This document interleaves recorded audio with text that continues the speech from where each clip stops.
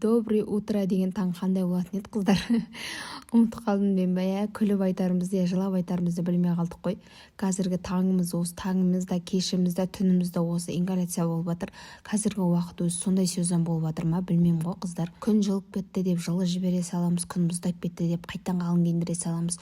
Ауа райы да өзі бұзылып тұрғаннан кейін балалар да өзі ауа райға құбылып өзі ауыртатын уақыт қой. Алдында ғана ұлым ауырып, алдында ғана болғанда осы бір күн бұрын ұлым ауырып түнімен ұйықтамай еді. Енді келесі күні қызым ауырып, қызым ұйықтамады ғой. Солай таңның азанымен таңымыз ингаляциямен атып, кешіміз ингаляциямен батып жатыр деймін ба. Енді сол мен тек ингаляция жасаймын, тек жөтелсе болды. Ал сіздердің қолданар әдістеріңіз қандай? Жөтел кезінде қандай әдістеріңіз қолданасыздар? Ұлымның әлі жөтелі кеткен жоқ. Оған қосылып қызым жөтелді.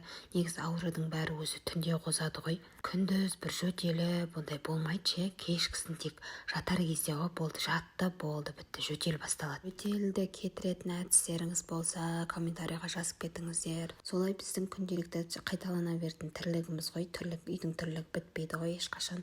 Ұйқымыз қазір біздің ауысып кетті. Күндіз ұйықтап аламыз, өлтіріп тұрып, енді күндізше кешкісін бітті, жөтел басталады ғой.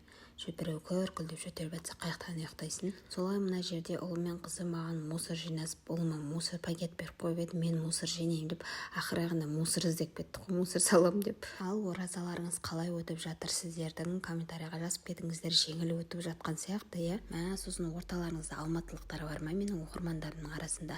Сағаттың артқа бір сағат артқа кеткені білмеймін, кәдімгідей бізге алматылықтар үшін кәдімгідей көмегі тиген сияқты. Оның алдын сағатты ұстай алмайтын едік қой, сағат деген зуылдап неше болғанын білмей. Қазір деген рахат, таңертең деген кәдімгідей 8:30-да уже ұйқымыз қанып қалып, кәдімгідей тұрамыз ғой, ұйқымыз қанып. Балалар да уже сол уақытқа 8:30-да тұрып қояды. Сағатты қарайсың 8:30, әлі как будто бір әлі үйрене салмай жатқандаймыз бір сағаттың артқа кеткеніне. Алматылықтар үшін сағатты ұстай алмайтын едік. Алматылықтар ғана түсінетін шығар.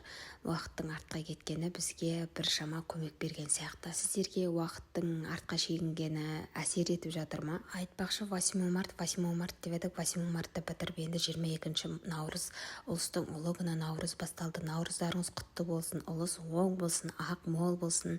Енді осы жерге баршаңыз бір-бірлеріңізге тілектеріңізді, ақжаулықты тілектеріңізді жазып кетіңіздер. Ал маған тіркеліп лайк басып қолдауларыңызды білдіруді ұмытпаңыздар. Кстати, алдыңғы соңғы салған видеомда қай жаққа баратынымыз әлі пока құпия бола тұрсын.